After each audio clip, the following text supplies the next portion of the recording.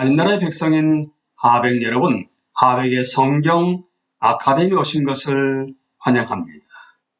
이 시간은 성경신학 17강 시간입니다.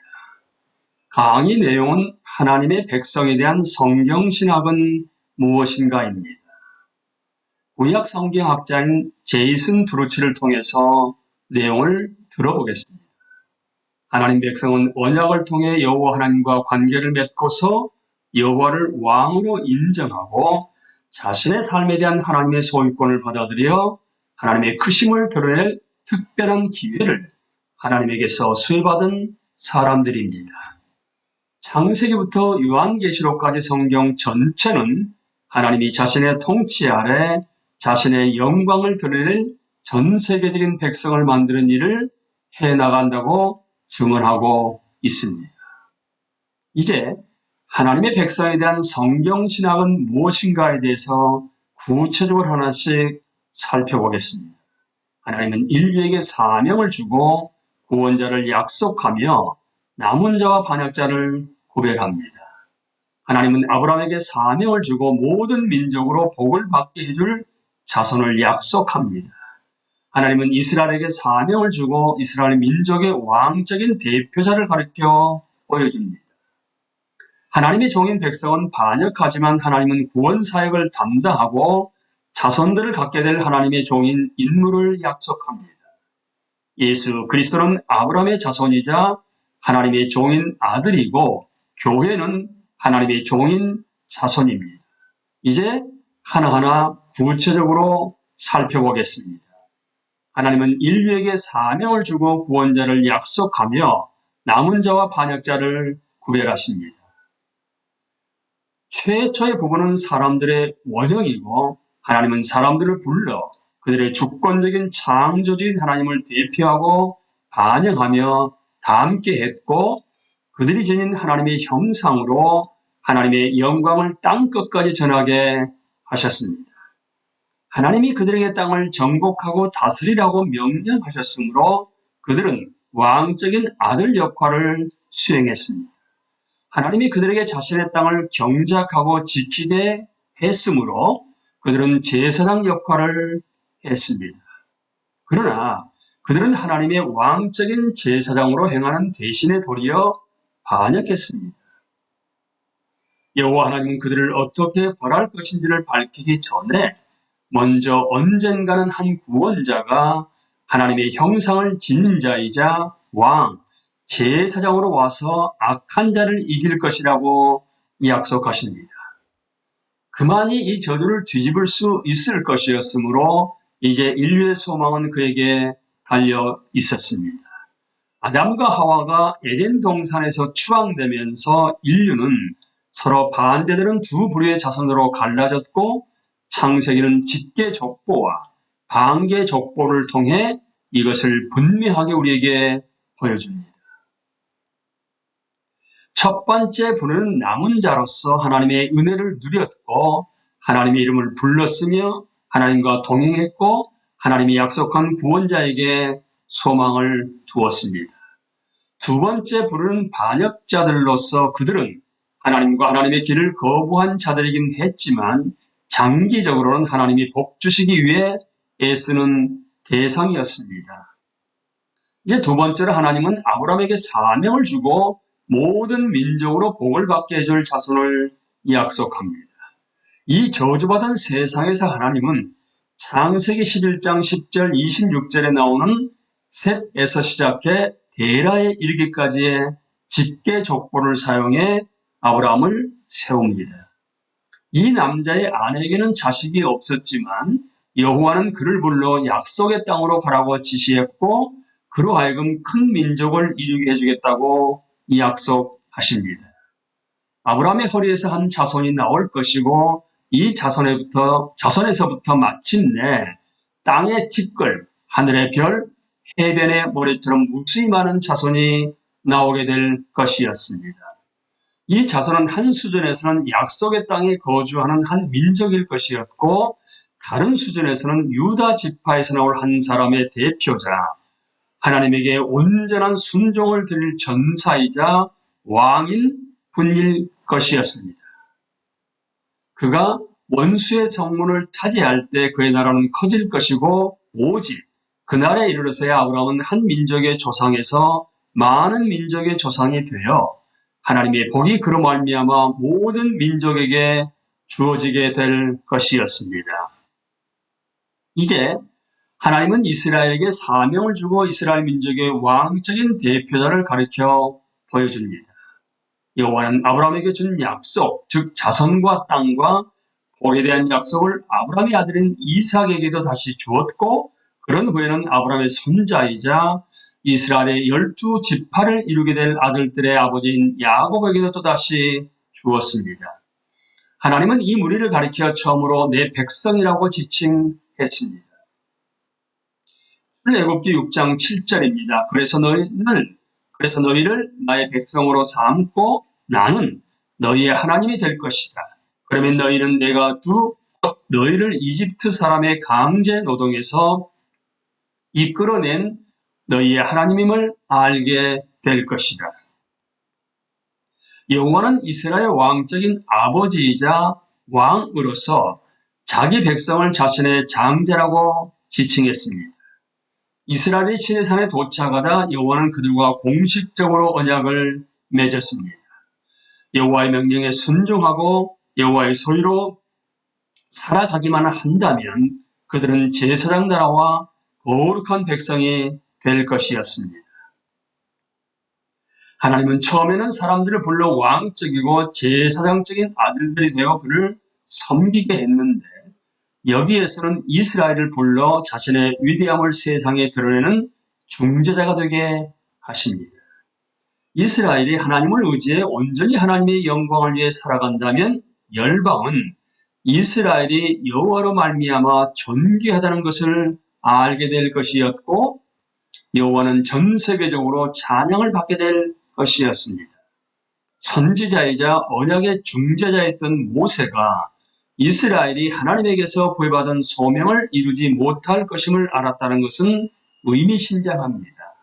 모세는 이스라엘의 지도자로 있던 40년 동안 출애굽 세대와 그 다음 세대가 둘 다 완고하고 그러니까 목이 곧은 목이 뻣뻣한 믿음이 없으며 반역하는 자들이었다고 말합니다.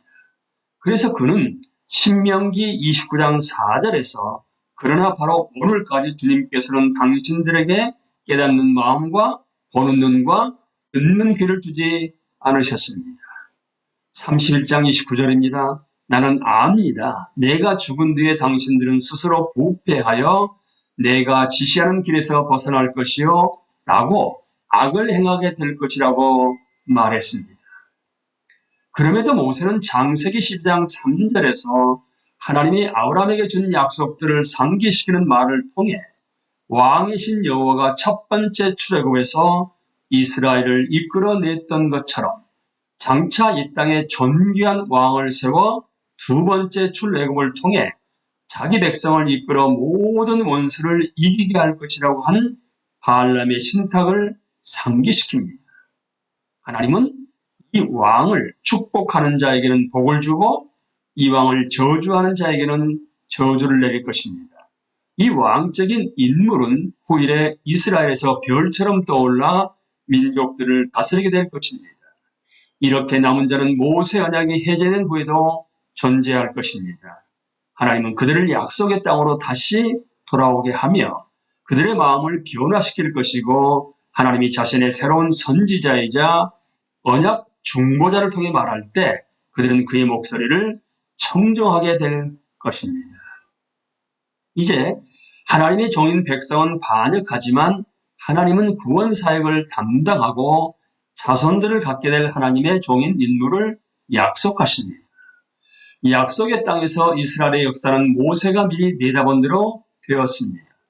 사사기 2장 7절입니다. 백성이 여호수아가 사는 날 동안과 여호수아 뒤에 생존한 장로들이 사는 날 동안에는 여호와를 섬겼지만 그 후에 일어난 다른 세대는 여호와를 알지 못하며 여호와께서 이스라엘을 위하여 행하신 일도 알지 못하였더라.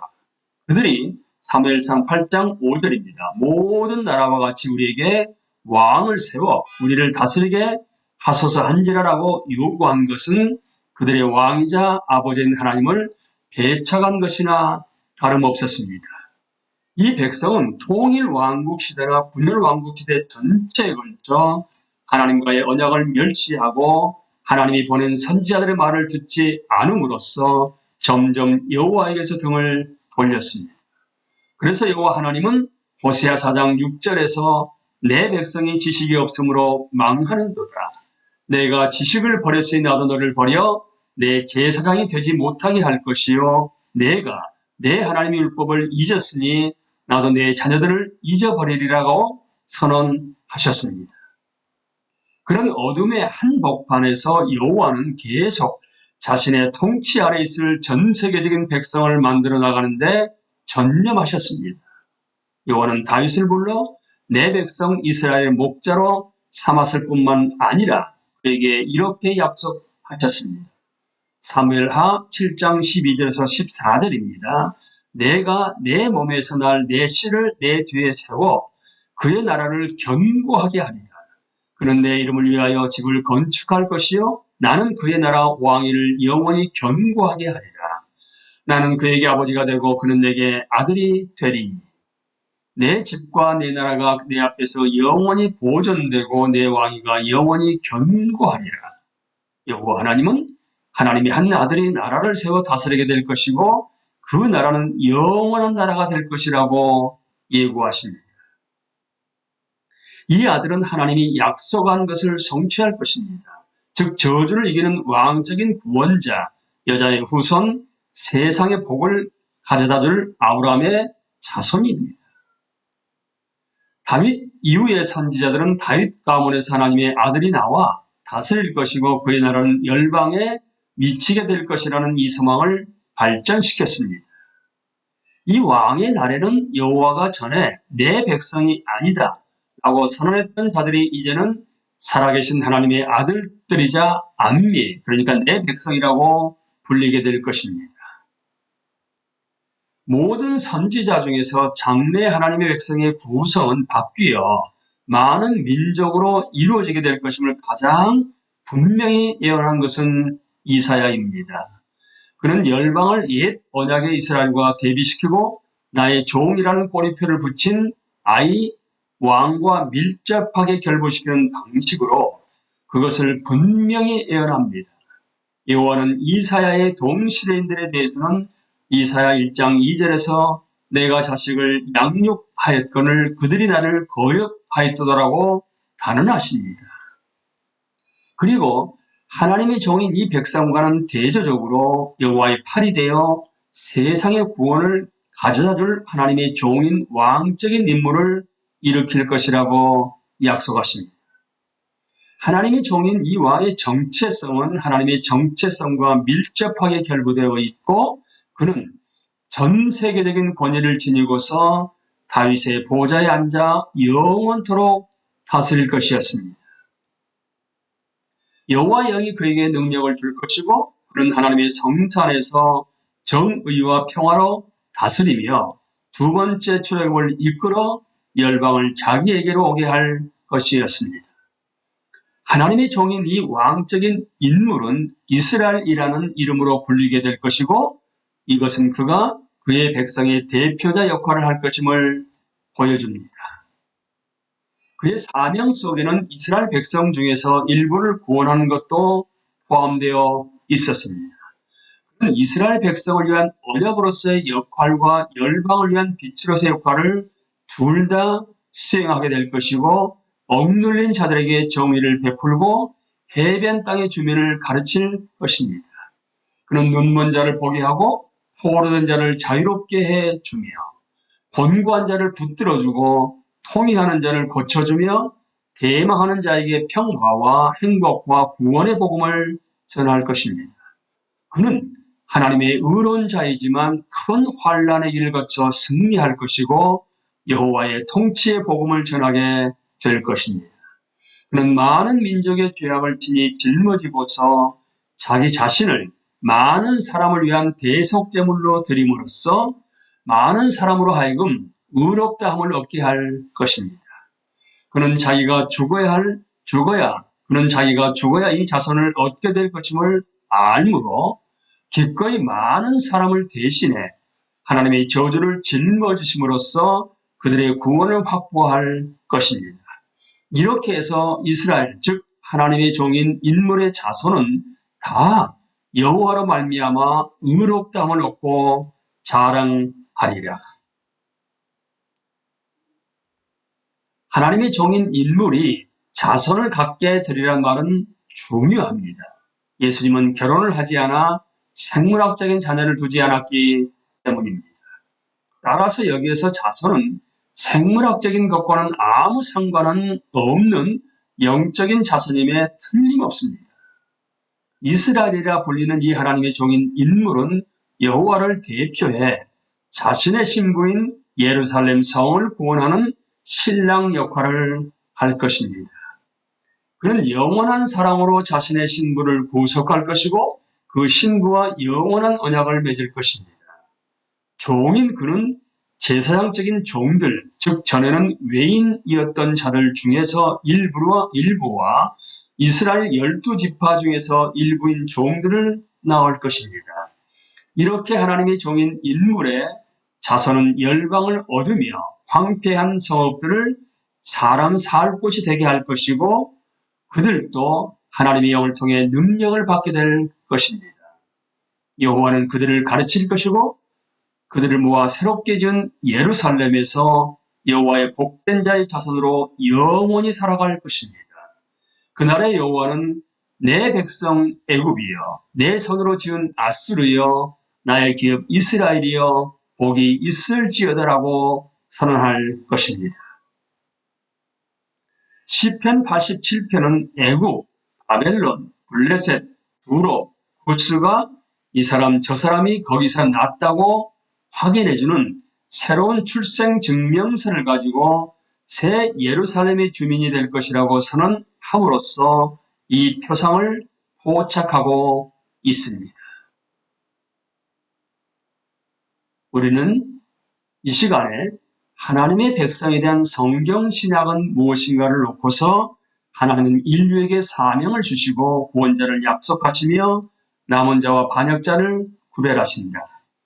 하나님은 아브라함에게 사명을 주고 모든 민족으로 복을 받게 해줄 자손을 약속하신다. 하나님은 이스라엘에게 사명을 주고 이스라엘 민족의 왕적인 대표자를 가리켜 보여준다. 그리고 하나님의 종인 백성은 반역하지만 하나님은 구원 사역을 담당하고 자손들을 갖게 될 하나님의 종인 인물을 약속한다는 구약 39권의 말씀을 하나님의 백성에 대한 성경 신학은 무엇인가로 우리가 정리해서 함께 나누게 하셨습니다.